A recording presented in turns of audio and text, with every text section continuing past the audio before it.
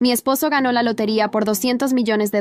Luego fingió su propia muerte y se escapó con su novia del instituto. Me dejó ahogada en un mar de deudas con el que apenas podía lidiar. Los prestamistas me obligaron a trabajar en el Club Noches Neón. Durante 10 años completos, soporté abusos y contraje varias enfermedades. El médico me dijo que me quedaba, como mucho, un mes de vida. Mientras caminaba sin rumbo por una carretera desolada, un auto de lujo me atropelló, haciéndome volar. Del coche salieron mi marido, Dante Muñoz, quien supuestamente llevaba 10 años muerto, y su primer amor, Camila. ¿Por qué fingiste tu muerte? ¿Dante? Grité furiosa. Porque gané la lotería de 200 millones y no quería compartirlo contigo, respondió con frialdad. Dio marcha atrás con el coche y me pasó por encima sin piedad. Cuando abrí los ojos de nuevo, me encontré de vuelta en el día en que fingió su muerte. Hermana, la muerte no se puede deshacer. Acepta nuestras condolencias y sigue adelante, dijo el médico tratante, Mateo Jazz Rivera, tratando de consolarme. Mateo era buen amigo de mi esposo, Dante Muñoz. Toqué mi rostro. Era suave y delicado, mientras que en mi vida anterior, tras contraer tantas enfermedades, estaba cubierto de pústulas densas. Me di cuenta de que había renacido. El cadáver de Dante Muñoz yacía en la cama, cubierto de pies a cabeza con una sábana blanca. Lloré a gritos mientras corría para arrancar la tela. Maldito, ¿cuántas veces te dije que no bebieras? No bebieras, y nunca me escuchaste. Y ahora simplemente cierras los ojos y me dejas sola en este mundo. Tan sola. ¿Cómo voy a seguir viviendo? Lloraba con el corazón destrozado mientras le daba fuertes bofetadas. El rostro de Dante se enrojeció por mis golpes, pero su cuerpo seguía inmóvil, seguramente sedado o drogado. No podía moverse, pero su conciencia seguía presente. Al ver que su rostro se enrojecía, Mateo corrió para detenerme. Hermana, los muertos no se sonrojan. Por favor, cálmate. Sé que estás profundamente dolida, pero no sirve de nada desahogarte con el cuerpo de Dante, añadió, colocándose entre nosotros. Mateo y Dante estaban confabulados. Mateo fue clave en todo el plan para fingir la muerte, ya que era el médico encargado de declarar oficialmente la muerte y emitir el certificado de defunción. Mateo, eres un médico renombrado. No pudiste salvar a tu mejor amigo. ¿Cómo puedes vivir contigo mismo? Hice todo lo posible, hermana, contestó Mateo. Winston, duele, basta de golpearme. Duele, basta de... Cuando trajeron a Dante ya era demasiado tarde para salvarlo. Ignoré sus explicaciones. Solo quería descargar mi furia. En mi vida anterior, este maldito había ayudado a Dante a fingir su muerte, dejándome con deudas enormes y una vida peor que la muerte. Tú y él eran como hermanos juramentados. Prometieron no buscar nacer el mismo año, mes y día, sino morir juntos en la misma fecha. Ahora, muere y acompaña a mi esposo al más allá. Me transformé en una fiera, arañándolo con fuerza hasta dejar su rostro lleno de moretones. Hermana, solo era una broma, por favor. Mateo trataba de calmarme, pero no me detuve. Conteniendo las lágrimas, le di 2 bofetadas más. Bajo el testimonio del cielo, ustedes eran hermanos jurados, y lo llamas una broma. Mientras mi esposo te veía como un hermano, tú lo tratabas como a un bufón. Ahora en serio dudo que hicieras tu mayor esfuerzo para salvarlo. Mateo, avergonzado, bajó la mirada. Hermana, juro que hice todo lo posible para salvar a Dante, pero no soy Dios. Era imposible salvarlo. Caí al suelo, sollozando. Esposo mío, despierta. ¿Cómo pudiste abandonarme así? Hermana, por mucho que llores, Dante no volverá. Por favor, cuídate, dijo Mateo, ofreciéndome una botella de agua. Toma un poco para calmarte. Beber más agua no aliviará mi dolor. Sin dudar, rompí la botella en su cabeza. En mi vida anterior, tomé esa agua y luego me desmayé. Cuando desperté, mi suegra ya sostenía la urna con las cenizas de Dante. Esa agua debía estar contaminada. ¡Ay!, gritó Mateo, sujetándose la cabeza. Hermana, no te pases. ¿No me pase? Tú, el hermano de mi esposo, ni una lágrima has derramado y vienes a decirme que yo me estoy pasando. Mateo dudó, con una expresión culpable. Yo estoy muy dolido, murmuró. Perdóname, Mateo. No debí estallar contigo, dije en voz baja, limpiándome las lágrimas. Lo entiendo, hermana. No te guardo rencor. Aunque Dante ya no esté, quiero que siga viviendo de otra forma. Mateo me miró confundido. ¿Qué quieres decir? Saqué mi teléfono y llamé a la oficina de donación de órganos del hospital. Sí, es mi esposo. Acaba de fallecer. Quiero donar sus órganos para quienes los necesiten. Sostuve el teléfono con firmeza mientras mi corazón latía con una mezcla peligrosa de calma y furia contenida. Había marcado la oficina de donación de órganos sin titubear. Sí, es mi esposo. Acaba de fallecer. Quiero donar sus órganos para quienes los necesiten, dije con voz gélida, sintiendo cómo cada palabra me fortalecía por dentro. La enfermera al otro lado del teléfono respondió con gratitud. Lo sentimos mucho por su pérdida, señora. Iniciaremos el proceso de inmediato. Colgué el teléfono lentamente, saboreando la decisión. La habitación parecía más ligera, como si una carga se hubiese disipado. Miré el cuerpo inerte de Dante, el hombre que me había condenado a un infierno vivo, y esbocé una sonrisa apenas perceptible. Él pensó que ganaría, pero hoy yo tenía la última palabra. Mateo irrumpió en la habitación con pasos rápidos. Sus ojos reflejaban pánico. Espera, ¿qué acabas de hacer? No puedes estar hablando en serio. Oh, Mateo, ¿y por qué no? Respondí mientras me acomodaba en la silla junto al cadáver. Es lo justo, ¿no? Él nunca fue de nadie más que de sí mismo. Ahora, al menos, alguna parte de él servirá para algo útil. Mateo se acercó, agitado, pasando la mano por su nuca. Estás loca. Dante no merece esto. Espera un momento, por favor. Sentí Sentí una oleada de satisfacción al ver su rostro desencajado. Era irónico que él, el hombre que había colaborado en la farsa de la muerte de Dante, ahora rogara por compasión. Pero ya no quedaba nada en mí que pudiera ofrecerles piedad. Camila irrumpió detrás de Mateo, su rostro pálido y su voz temblorosa. «No puedes hacer esto, Dante. Él no querría. Es el hombre que amas». Solté una risa seca y amarga, como quien escucha un mal chiste. «Camila, querida, ¿de verdad tienes el descaro de hablarme de amor? ¿El amor es fingir tu muerte para robar a tu esposa y dejarla ahogada en deudas? Si eso es amor, entonces me alegra haberlo perdido». Camila avanzó hacia mí con lágrimas en los ojos, su máscara de amante inocente desmoronándose. «Por favor, podemos resolverlo. No tienes que hacer esto. Podemos dividir el dinero». Mateo, desesperado, intentó tomarme del brazo, pero lo aparté con un movimiento brusco. «¿Dinero?», repetí con una sonrisa amarga. «Oh, no, esto no es por dinero. Esto es justicia. Algo que ni tú ni Dante entenderían jamás». Mateo tambaleó hacia atrás, pasándose las manos por el rostro como si tratara de borrar la situación que se desarrollaba frente a él. «Si haces esto, no habrá vuelta atrás». «Exactamente», dije con calma, mirando fijamente los rostros descompuestos de ambos. «No habrá vuelta atrás para nadie». El proceso avanzó rápido. Con la autorización ya en marcha, el equipo del hospital preparó todo para la extracción de los órganos. Observé desde una esquina, viendo cómo el cuerpo de Dante era llevado a la sala de cirugía. El hombre que había creído poder enterrarme estaba a punto de ser desmantelado, pieza por pieza. Mateo, aún en shock, intentó hacer una última llamada para detener el procedimiento. «Escucha, hay cosas que podemos arreglar. No tienes que hacer esto. Podemos hablarlo». Me acerqué a él lentamente, sintiendo la euforia subir por mi cuerpo. «Mateo, tú ya estás tan hundido como Dante. Ahora te toca aprender lo que se siente no tener escapatoria». Camila se desplomó en el suelo, sollozando. «Por favor, no lo hagas». «¿Sabes lo irónico, Camila?», le susurré al oído. «Dante vivió su vida sin dar nada a nadie, pero al final, su cuerpo servirá para salvar a otros. ¿Y tú? ¿Qué vas a hacer ahora?». Camila se arrastraba por el suelo, el rostro empapado en lágrimas, mientras Mateo miraba a su alrededor, perdido, como un hombre que finalmente comprende que todas las salidas están bloqueadas. En el fondo, yo sabía que no solo era el destino de Dante lo que se desmoronaba, sino el de todos ellos. Habían tejido una red de mentiras y ambición, y ahora quedaban atrapados en ella. El sonido de la camilla, al ser empujada hacia la sala de operaciones, resonó en mis oídos como una melodía dulce y liberadora. Mateo me miró desesperado. Sus manos temblaban mientras intentaba mantener la compostura. «Por favor, no lo hagas. No somos tan diferentes, tú y yo. Ambos solo queríamos sobrevivir». Me incliné hacia él, con una calma letal. «Tú sobreviviste traicionando. Yo lo haré destruyéndolos a todos». Los pasos de los médicos resonaron al alejarse con el cuerpo inerte de Dante. Camila dejó escapar un gemido desgarrador, como si todo su mundo se estuviera desmoronando, y no pude evitar sentir una satisfacción fría y profunda. «Esto no puede estar pasando», balbuceó Camila, abrazando sus rodillas mientras su cuerpo temblaba. Mateo me miró por última vez, intentando encontrar algún rastro de la mujer que yo solía ser. Pero esa mujer había muerto el día en que Dante decidió enterrarme bajo sus mentiras. Ahora solo quedaba esta versión renovada de mí, una que no pedía perdón y no dejaba cabos sueltos. «Mateo, ¿sabes lo que más me fascina?», dije, mirándolo directo a los ojos. «Que mientras yo sufría y tú colaborabas en esta farsa, jamás se les ocurrió que algún día la que tendría el control sería yo». Mateo tragó saliva y dio un paso hacia atrás, como si mi presencia le resultara insoportable. Era una sensación deliciosa ver cómo el miedo se apoderaba de ellos, reduciéndolos a lo que realmente eran, cobardes sin salida. El procedimiento continuó sin interrupciones. A medida que los minutos pasaban, recibí las primeras notificaciones del hospital. Los órganos de Dante habían sido extraídos y enviados a los pacientes que los necesitaban. Irónicamente, alguien más viviría gracias a él, el mismo hombre que jamás se preocupó por nadie más que por sí mismo. Un doctor se acercó a mí con respeto y solemnidad. «Queríamos agradecerle, señora. Su esposo ha salvado muchas vidas hoy». Sonreí sin emoción y asentí. No fue un sacrificio, fue justicia. Cuando Camila recibió la noticia de que Dante ya no existía más que en las partes dispersas de otros cuerpos, su rostro se descompuso en un gesto de horror absoluto. Mateo permanecía inmóvil, comprendiendo que no había forma de revertir lo hecho. Intentó hablar, pero sus palabras murieron en su garganta. «¿Y ahora qué?», susurró Camila, incapaz de mirarme. «Ahora», respondí con tranquilidad, «tú y Mateo vivirán exactamente lo que me hicieron vivir a mí, perderlo todo». Me giré y los dejé allí, atrapados en su propio infierno, solos con la verdad que intentaron sepultar. Pero no había piedad en mí, solo una calma serena. Sabía que la peor parte aún estaba por venir para ellos, cuando el mundo entero descubriera lo que habían hecho. Dejé a Mateo y Camila atrás, incapaces de procesar la magnitud de lo que acababa de ocurrir. El cuerpo de Dante ya no le pertenecía, ni a él ni a Camila. Cada órgano que había llevado consigo en su vida egoísta, ahora formaba parte de personas desconocidas, que jamás sabrían su historia, pero que vivirían gracias a ese último acto. Un acto que él jamás hubiera permitido si tuviera elección. Salí del hospital respirando profundamente el aire frío de la noche. Me sentí ligera por primera vez en años, como si todas las deudas, las traiciones y los abusos se hubieran desvanecido de golpe. La mujer que entró allí ya no existía. existía. En su lugar, emergía alguien nueva, una versión de mí que había recuperado el control sobre su destino. Al día siguiente, la noticia se propagó como pólvora. Dante Muñoz, el hombre que todos creían muerto, había reaparecido de la forma más inesperada. Sus órganos estaban salvando vidas por todo el país. La prensa, sedienta de escándalos, no tardó en investigar la verdad detrás de su falsa muerte. Y, como era de esperarse, la farsa de Dante y sus cómplices salió a la luz. Mateo y Camila intentaron desaparecer, pero no había dónde esconderse. Sus nombres aparecían en cada titular y en cada noticiero. Camila, quien se había sentido tan segura en su nueva vida con Dante, quedó sola y sin nada, sin reputación, sin dinero y sin aliados. Mateo, por su parte, perdió su licencia médica y fue arrastrado a una investigación judicial por fraude y falsificación. Sentí una satisfacción profunda viendo su caída, no porque disfrutara del sufrimiento ajeno, sino porque ellos estaban experimentando el mismo dolor que me hicieron vivir durante años. Camila fue expulsada del lujoso apartamento que había compartido con Dante, obligada a vagar sin un centavo. Mateo, consumido por la culpa y la desesperación, desapareció por completo de la vida pública. Observaba todo desde lejos, serena, como espectadora de una tragedia que había dirigido con precisión. Quienes una vez me pisotearon ahora se arrastraban, intentando sobrevivir. Semanas después, recibí un pequeño paquete sin remitente. Dentro había una urna con las cenizas de Dante. Sostuve la urna entre mis manos, sintiendo el peso simbólico de ese hombre que me había condenado a una vida de sufrimiento y desdicha. Ahora no era más que polvo, reducido a la nada, y las pocas partes útiles de su cuerpo habían servido para salvar vidas. ¡Qué ironía! Viniendo de alguien que jamás hubiera hecho algo altruista por voluntad propia. Sabía que aún faltaba un toque final para cerrar este ciclo con la perfección que merecía. Envié las cenizas a Camila, acompañadas por una nota simple. Disfruta lo que queda de él. Es todo tuyo ahora. Camila intentó escapar del caos en el que se había convertido su vida, pero no logró evitar lo inevitable. Con su reputación arruinada y sin aliados, terminó en la miseria. Desesperada y sin opciones, acabó trabajando en el mismo burdel, Noches Neón, donde yo había soportado años de abuso y humillación. Cada noche veía en sus ojos la misma desesperación que un día había sentido en mi propia piel, y eso me daba una satisfacción oscura. Camila había caído al mismo abismo donde yo estuve, y ahora ella también entendía lo que era ser usada, traicionada y olvidada. Mateo tampoco escapó de su destino. Perdió su licencia médica y se convirtió en el blanco de demandas por negligencia y fraude. Intentó evitar el escándalo, pero su carrera se desmoronó. Incapaz de sobrellevar la culpa, terminó en una clínica psiquiátrica, donde pasaba los días murmurando sobre el desastre que había provocado. Solo, olvidado y consumido por el miedo, estaba atrapado en el mismo aislamiento que yo había experimentado en mi peor momento. Mateo aprendió que, como Dante, nadie es inmune al peso de sus decisiones. Dante, Mateo y Camila. 3 nombres que habían sido sinónimo de mi infierno personal, y ahora, cada uno vivía atrapado en el suyo. No sentía lástima por ninguno. Cada uno había recibido lo que merecía. Esa tarde, conduje por la misma carretera donde Dante había pasado por encima de mí en mi otra vida. Pero esta vez todo era distinto. Mi coche, un deportivo de lujo con el que había soñado muchas veces, se deslizaba suavemente por el asfalto. El aroma a cuero fino impregnaba el aire, y los detalles dorados del tablero brillaban como trofeos silenciosos de mi victoria. Observé mi reflejo en el retrovisor y me encontré con una versión de mí misma que casi no reconocía. Serena, poderosa y completamente libre. Había ganado. La fortuna que Dante había obtenido en la lotería, con la que pensaba escapar, ahora era completamente mía. Cada centavo, cada propiedad, todo lo que había comprado con esos millones, ahora formaba parte de mi vida. La ironía era exquisita. Dante creyó que podría escapar con esa fortuna, pero al final, esos mismos millones se convirtieron en mi llave hacia una nueva vida. Compré las casas más exclusivas, viajé a lugares que nunca imaginé y aseguré que jamás volvería a depender de nadie. Cada transacción era un recordatorio de que no solo había sobrevivido, sino que había prosperado más allá de cualquier expectativa. Mientras avanzaba por la carretera, levanté la cabeza y sonreí. El ciclo estaba completo. Había recuperado lo que me quitaron, hice justicia con mis propias manos y ahora tenía el control absoluto. No había más deudas, traiciones ni humillaciones. Pensaron que me habían enterrado, susurré para mí misma, pero olvidaron que yo era una semilla. La brisa suave acarició mi rostro mientras el sol se hundía en el horizonte. Al fin, la vida era mía, y así mi venganza estaba completa.